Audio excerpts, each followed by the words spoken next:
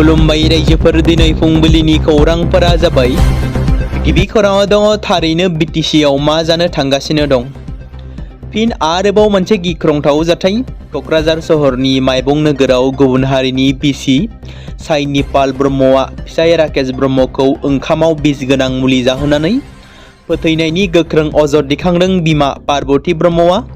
मख'जाथाव दि बिसि सियानिपाल ब्रह्मआ जाग्रा आदाराव बिस गलायनानै फिसाय राकेश ब्रह्मखौ बुथारदों।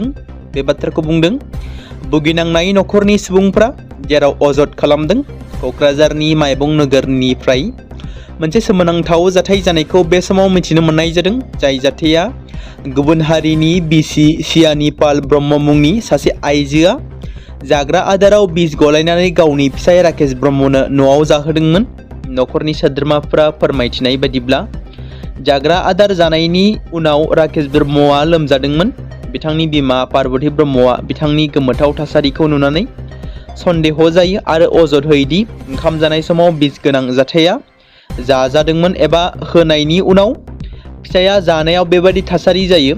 जाथायनि उनाव नखरनि सुबुंफोरा जोबोद दुखुआव दं होनना मिथिनो मोननाय जायो। बेनि सायाव नायबिजिरनाया सोलिगासिनो दं। चिरां जिल्लानि रुनिकाटा आरो गुबुन गुबुन हालामनि महिन्द्र ट्रेव प्लास इलेक्ट्रिक इ-रिक्सा सालायगिरिफ्रा सोरखारि आयेन थिसननायनि थाखाय खुंथायनि सायाव खुद्रिसारदों। जेराव बावैसो सान सिगांनिफ्राय चिरां जिल्लायाव इ-रिक्सा गारिखौ बन्द खालामदोंमोन। जेराव लामानि थांलाय फैलाय आरो हान्था मेलानि थाखाय बन्द खालामदोंमोन। चिरां जिल्ला रुनिकाटा आरो रुनिकाटा हालामनि साखाथियाव थानाय माखासे थावनिनि इलेक्ट्रिक इ-रिक्सा थामहिनबा थम सालायगिरिफोरा गावसोरनि माखासे सोरखारनि फोसावनाय बिथांखि आरो थांखिनि सायाव गावसोरनि जेंनाफोरखौ लानानै गोख्रोङै खौरां बिजोंनि गेजेरजों खुद्रिसारदों। बिटिसि खुंथाय लोगोसे आसाम खुंथायनि CM हिमन्त बिश्व शर्मानि सायाव मैया धर्ना खालामो। चिरां जिल्लानि इ-रिक्साया क'क्राझाराव थांनो हायै आयेननि सायाव गोख्रों खुद्रिसारनाय दिन्थिफुंदों ड्राइभारफोरा। आरोबाव निट आनजादनि थाखाय थियारि खालामबाय थानाय 19 बोसोर बैसोनि फरायसाया बुधबारखालि एबा मैया तामिलनाडुनि कयम्बाटुराव गावखौ फोथैना लादों। थैनाय लाइमोनखौ अनु कीर्तना होननानै सिनायथि मोननाय जादों। बियो कयम्बटुर जिल्लानि थागिबि सेन्थिल प्रभुनि फिसाजोमोन। अनुआ मेडिकेल फरायनायनि थाखाय निट एन्ट्रेन्स आनजादनि थाखाय थियारि खालामगासिनो दंमोन।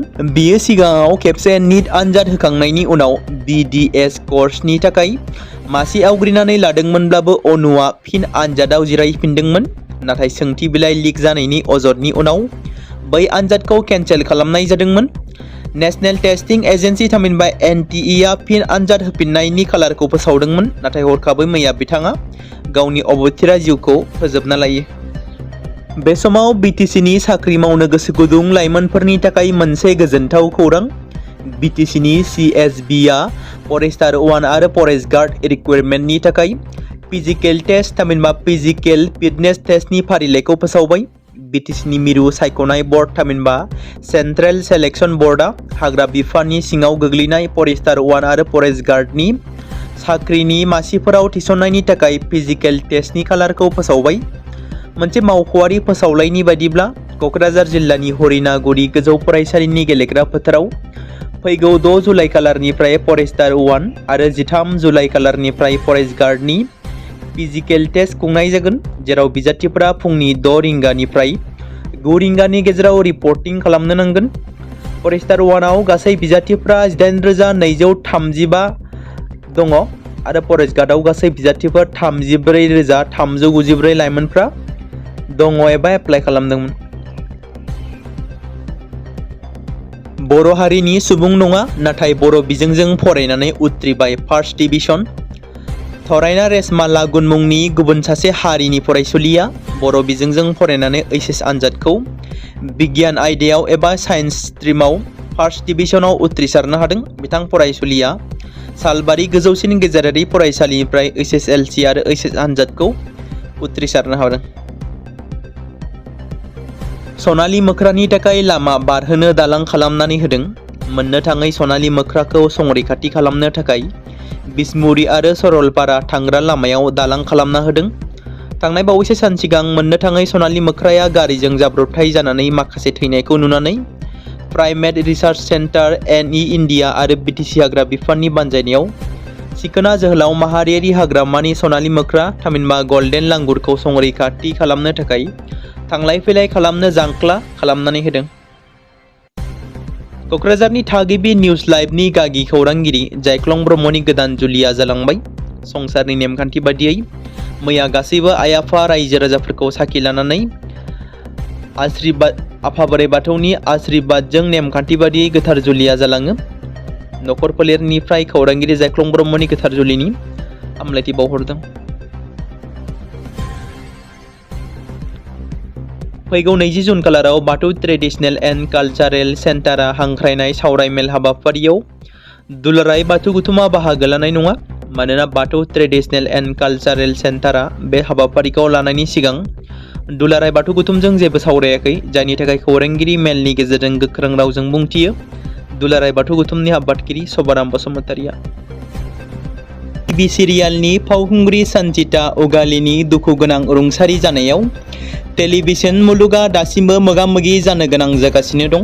22 बोसोर बैसोनि सिख्लाखौ थांनाय बावैसो सान सिगाङाव नाला सपारायाव थानाय गावनि न'आवनो थैना थानाय थासारियाव थामहिनबा बिथांजोनि गोथै सह मोननाय जादोंमोन आरो पुलिसआ बिथांनि थैनायनि थासारिखौ नायबिजिरगासिनो दं, जेराव दासिमबो मा जाहोनाव थैनाय बेनि बागै मिथिनो मोननाय जायाखै। बेनि गेजेरावनो बिथांनि लोगो फावखुंग्रि साजनगरनि सासे लोगो फावगिरि उज्ज्वल शर्मानि फारसे नोजोर होदों। सन्जितानि गोबां लोगोफोरा शर्माखौ जयै खामानि मावनाय समाव लाइमोन फावखुंग्रिखौ गोसोआरि नारसिननायनि अजद होदों। जुदि जेबो बिथांखौ बे केसजों सोमोन्दो लाखिया, नाथाय बे अजदफोरा फावखुंगुरखौ गोख्रों रायजो राजाफोरनि गेजेराव सन्देह आरो नायबिजिरनायाव खोख्लैदों। BSFनि सानै जवानखौ हानजायारि जिनाहारि आरो एसिड गाग्लोबनायनि दायाव 42 बोसोर जोबथेसालिनि साजा फोसावबाय।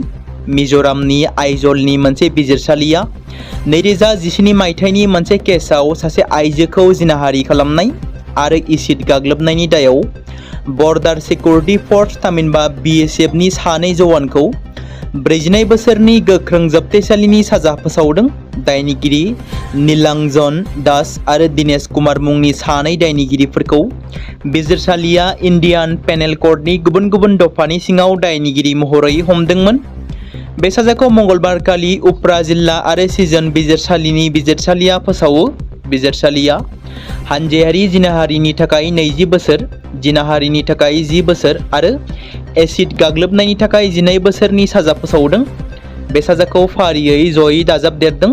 बिजिरसालिया दायनिगिरिफोरनि सायाव 60,000 रां जुरिमानाबो जाबसिनदों। रां होनो हायैयाव बिसोर मोनफ्रोमबो दायनि सिङाव आरोबाव 2 दाननि थाखाय जोबथेसालियाव थानांगोन। नाथाय बिजिरसालिया सानैखौबो बे दायजों सोमोन्दो थानाय दायनिफ्राय रेहाय होनाय जानाय नङा। मोनसे दुखुनांथाव खौरां। दिनै उदालगुरि जिल्लानि काग्राबारि जनता गोजौ फरायसालिनि लोगो फोरोंगिरि बिनय बर'आ रुंसारि जाबाय। खौराङाव दासिम जेबो मिथिनो मोननाय जायाखै एबा खौराङाव मख'नाय जायाखै दि बिथाङा मानि थाखाय जिउ गोमाखो। मिथिनो मोननाय बायदिब्ला एबा सुलुंनिफ्राय मिथिनो मोननाय बायदिब्ला बिथाङा गोबाव समनिफ्रायनो देहायारि नोरजिया जानानै दंमोन एबा गोब्राब थासारियाव बेरामजों जुजिगासिनो दंमोन। दिनै बिथाङा रुंसारि जाबाय। रुंसारि पनिन बर'नि सारादुखौ दिनै रायजो राजाफोरनि मददजों चिरांनि बिजनी बरलेसिया गामियाव खुंफुंनाय जायो। बेजोंनो लोब्बा लाखिनानै रुंसारि पनिन बर'नि जिउ आरो सानस्रिनि सायाव गेवलां सावरायलायनायखौ बेखेवनानै होयो दुलाराय बर' फरायसा आफादनि मानगोनां गाहाय नेहाथारि कनिन्द्र बसुमतारी। बिथाङा रुंसारि पनिन बर'नि जिउ आरो सानस्रिनि सायाव सुजुनाय बिजाबखौ बेखेवनानै होयो क'क्राझार लकसभानि MP मानगोनां जयन्त बसुमतारी। बिथाङा हाबाफारियाव सावरायगिरि महरै बाहागो लायो। फारियै दुलाराय बर' फरायसा आफादनि आफादगिरि खोरोमदाव औवारी, मानगोनां BTRनि बारग' गाहाय मावफुं सोद्रोमा प्रमद बर' आरो आसामनि बारग' मन्त्रि उरखावगोरा ब्रह्म बिथांमोना सारादुआव रायजोसभानि MP मानगोनां रोनगोरा नार्जारिजों लोगोसेनो ओनसोलनि गोबां समाज सिबियारि सानसुमै फोरोंगिरि फरायसा आरो रायजो राजाफोराबो बाहागो लायो। बाक्सा जिल्लानि गलबिल बेन्नाबारियाव हाग्रा बिफाना सेबनानै आयेन बेरेखायै फसंनाय गंसे दंफां हाखावग्रा मिल हमनो हादों। बाक्सा जिल्लानि हेफाजाबाव सेबनानै बाक्सा जिल्ला हाग्रा बिफाननि बाथाबारि रेन्जआ आयेन बेरेखायै फसंनाय दंफां मिलखौ लानानै थाङो। मख'नो गोनां बाथ्रा दि बाक्सा जिल्लानि गुबुन गुबुन जायगाफोराव आयेन बेरेखायै फसंनाय गोबां दंफां हाखावग्रा मिल सोलिबोदों। गुबुन फारसेथिं आयेन बेरेखायै फसंनाय दंफां हाखावग्रा मिलनि सायाव संदाननाय हाबाया सोलिबाय थागोन होननानै हाग्रा बिफाननि फारसेनिफ्राय मिथिहोदों।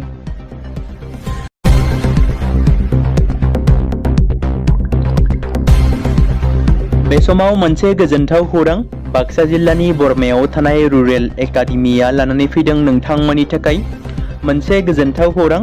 थांनाय HSLC आरो हायार सेकेन्डारिनि आनजादाव जाय फरायसा आरो फरायसुलिफोरा उथ्रिसारनो हायाखैमोन एबा फेल जादोंमोन, बेनि थाखाय रि एग्जाम होफिननो गोसो गुदुं फरायसाफोरा थाबैनो बरमा सेकेन्ड गेटआव थानाय रुरेल एकाडेमियाव मुं थिसनफैनानै मेट्रिक आरो HS आनजादखौ होफिननो हागोन।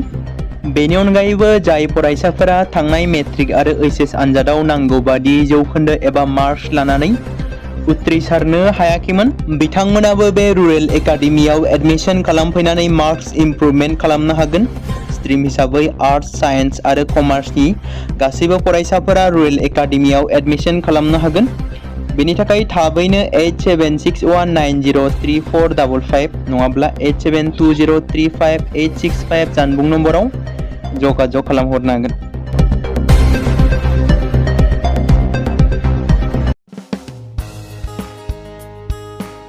बे समाव मोनसे गोनां फोसावथाय बर' सावथुन नायनानै मोजां मोनग्रा गासै बर' रायजो राजाफोरनि गेजेराव लानानै फैदों मोनसे बर'नि OTT प्लेटफर्म गोनां, जाय प्लेटफर्मनि गेजेरजों नोंथांमोना बर'नि गोदान गोजाम सावथुनफोरखौ नुनो मोनगोन। थांनाय माखासे बोसोर सिगां बर'नि गेजेराव लानानै फैनाय निउबो एप बायदिनो फिन आरोबाव लानानै फैदों बर' रायजो राजाफोरनि थाखाय। बे बाथ्राखौ मख'नाया गोनांदि 2025 मायथाइनि जानुवारि दानाव ओंखारनाय आंगो स्ट्रिम मुंनि मोनसे OTT प्लेटफर्म गोनां निउबो एपनि गेजेरजों नोंथांमोना गोबांथार बर'नि सावथुनफोर जेरै ट्रेजेडि, रमान्टिक, एक्शन आरो कमेडिजों बुंफबनाय सावथुनफोरखौ नुनो मोनगोन। जेरै सनानि नखर, थांखि गैयै समाज, अनसुला आफा, हिर', बिमा बायदि बाजै, अर, थैसाम, वान्टेड, संदान आरो रं नाम्बार बायदि सावथुनफोरा मख'जाथाव। बेफोर सावथुनफोरखौ नायनो थाखाय नोंथांमोना गिबियावनो आंगो स्ट्रिम एपखौ गावनि मबाइलाव थानाय प्ले स्ट'रनिफ्राय डाउनल'ड खालामनानै लोगोसे इनस्टल खालामनानै गावनि मबाइल नाम्बारजों लगइन खालामनानै लाग्रोनांगोन। बेनि उनाव नोंथांमोना गोबांथार नुनो मोनै सावथुनफोरखौ गुगोल पे, फन पे आरो पेटिएमजों रं नाम्बार सावथुनखौ नायनो थाखाय 60 रां आरो संदान सावथुनखौ नायनो थाखाय 80 रां, वान्टेड सावथुनखौ नायनो थाखाय 60 रां, थैसाम सावथुनखौ नायनो थाखाय 60 रां बेबायदिनो गोबांथार नुनो मोनै सावथुनफोरखौ नायनो थाखाय सुबिदा खालामनानै होदों आंगो स्ट्रिम प्लेटफर्मा। फिन नोंथांमोननि गेजेराव फोरमायबावनो लादों बर' सावथुन नायनानै मोजां मोनग्रा गासै बर' रायजो राजाफोरनि गेजेराव लानानै फैदों मोनसे बर'नि OTT प्लेटफर्म गोनां, जाय प्लेटफर्मनि गेजेरजों नोंथांमोना बर'नि नुनो मोनै सावथुनफोर जेराव गोदान गोजाम सावथुनफोरखौ नुनो मोनगोन। बे बाथ्राखौ मख'नाया गोनांदि 2025 मायथाइनि जानुवारि दानाव दिहुनजानाय आंगो स्ट्रिम मुंनि मोनसे OTT प्लेटफर्म गोनां एपनि गेजेरजों नोंथांमोना गोबांथार बर'नि ट्रेजेडि, रमान्टिक, एक्शन आरो कमेडिजों बुंफबनाय सावथुनफोरखौ नुनो मोनगोन। जेरै रं नाम्बार, संदान, वान्टेड, थैसाम, अर, बिमा बायदि बाजै, हिर', अनसुला आफा, थांखि गैयै समाज, सनानि नखर बायदि बायदि सावथुनफ्रा मख'जाथाव। बेफोर सावथुनफोरखौ नायनो थाखाय नोंथांमोना गिबियावनो आंगो स्ट्रिम एपखौ गावनि मबाइलाव थाखानाय प्ले स्ट'रनिफ्राय इनस्टल खालामनानै गावनि मबाइल नाम्बारजों लगइन खालामखांनायनि उनाव नोंथांमोना गोबांथार नुनो मोनै सावथुनफोरखौ गुगोल पे, फन पे आरो पेटिएमजों रं नाम्बार सावथुनखौ नायनो थाखाय 60 रां, संदान सावथुनखौ नायनो थाखाय 80 रां, वान्टेड सावथुनखौ नायनो थाखाय 60 रां, थैसाम सावथुनखौ नायनो थाखाय 60 रां बेफोरबायदिनो अर सावथुनखौ नायनो थाखाय 60 रां पे खालामनांगोन। बेबायदिनो गोबांथार नुनो मोनै बर' सावथुनफोरखौ नायनो थाखाय सुबिदा खालामनानै होदों आंगो स्ट्रिम प्लेटफर्मा। बे समाव मोनसे गोजोनथाव खौरां BTC हालामनि रायजो राजाफोरनि थाखाय मोनसे गोनां फोसावथाय। क'क्राझार जिल्लानि सिङाव थानाय बड'लेण्ड एकाडेमि सिनियर सेकेन्डारि स्कुला लानानै फैदों गोजोनथाव खौरां। बड'लेण्ड एकाडेमि सिनियर सेकेन्डारि स्कुला 2026 आरो 2027 सोलोंथाइ बोसोरनि थाखाय लानानै फैदों नार्सारिनिफ्राय लानानै थाखो 9 सिम फरायसा आरो फरायसुलिफोरनि गुन गोनां सोलोंथाइनि थाखाय खम बेसेनावनो गोदानै मुं थिसननायनि खाबुखौ होगासिनो दं। मख'जाथावदि क'क्राझार जिल्लानि हल्टुगाव आउटपस्टआव थानाय क'क्राझार तिनिआलिनि बड'लेण्ड एकाडेमि सेनियर सेकेन्डारि स्कुला गुन गोनां सोलोंथाइ होनायजों लोगोसे थाखो 9 नि थाखाय इलेक्टिभ साबजेक्ट महरै मेथामेटिक्स, जिअ'ग्राफि, हिन्दी, हिस्टरि बायदि आयदाखौ लानो हागोन। मोजां सोलोंथाइ लानायनि अनगायैबो बड'लेण्ड एकाडेमि सेनियर सेकेन्डारि स्कुलाव उफ्रा सोलोंथाइ हिसाबै environment field study, English speaking course बायदिखौ लाफानानै सोलोंथाइ लानो हागोन। बेनि अनगायैबो गोजान लामा हान्थिनानै फरायग्रा फरायसा फरायसुलिफोरनि थाखाय आलादा आलादायै मोजां हस्टेलाव थानानै फरायनो हानायनि खाबुफोर होनाय जादों। बेनि थाखाय नोंथांमोना आबुङै मिथिबावनो थाखाय एबा थोंजोङै फोनांजाब खालामहर 9101 488 399 जानबुं नम्बराव।